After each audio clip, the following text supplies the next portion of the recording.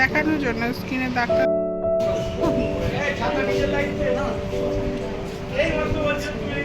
কি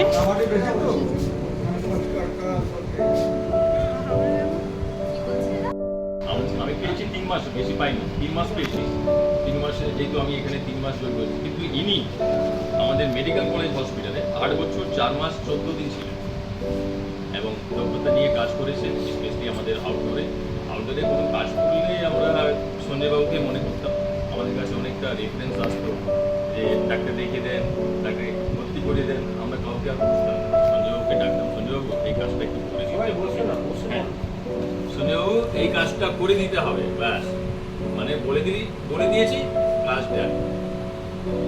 তাহলে আজকে রিটার্নে রিটায়ার করছেন, ওনার বাকি জীবনটা খুব ভালো কাটুক, ঠিক আছে? উনি সুস্থ থাকুন, ভালো থাকুন এবং যখনই দরকার হবে, আমার পুরো কলকাতা পুলিশ আমাদের একটা পরিবার, একটা টিম, যখনই দরকার হবে উনি অবশ্যই আসবেন, ফোন করবেন।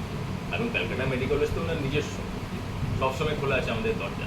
সঞ্জয়বাবুকে খুব মিস করবো, কেন ইনি যেইভাবে আমাদের আউটডোরটাকে ধরে রেখেছিলেন, খুব দারুণ। 30 বছর চাকরি করলেন, হ্যাঁ, কোথায় চাকরি করলেন আগে বলুন?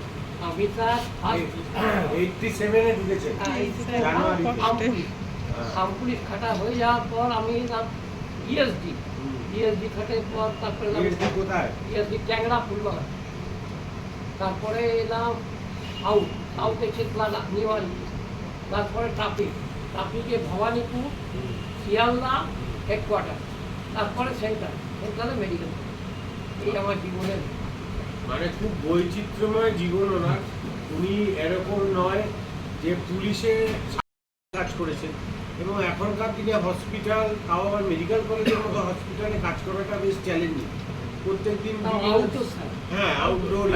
আমি তো নিজে ওসি ভবানীপুর ছিলাম, আমার আন্ডারে 8টা হাসপাতাল, বড় বড় হাসপাতাল।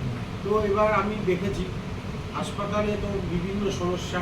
তারপরে যেটা সবচেয়ে বড় কথা, সেটা ডাক্তারবাবুরা যেটা করেন, হাসপাতালের চাকরিটা খুব প্রীতিকর চাকরি নয়, খুব আনন্দের চাকরি নয়। এটা হচ্ছে সবসময় রোগীদের নিয়ে কাজ, অসুস্থতা, তারপরে খুব বড়লোক রোগীরা তো এখানে আসে না, এখানে যারা দুস্থ তারাই বেশি আসে।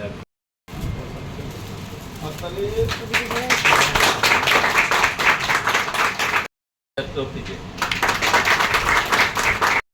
ঠিক আছে।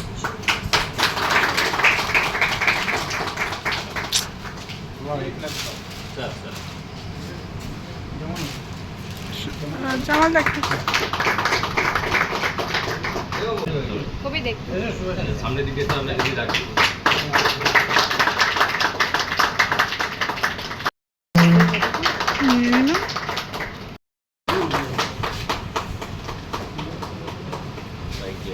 এটা সব এক জায়গায়।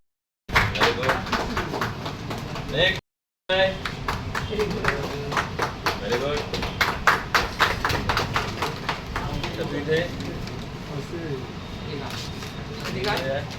তোমাদের মধ্যে কেউ আমাদের ভেরি গুড, চলো ওটা দাও।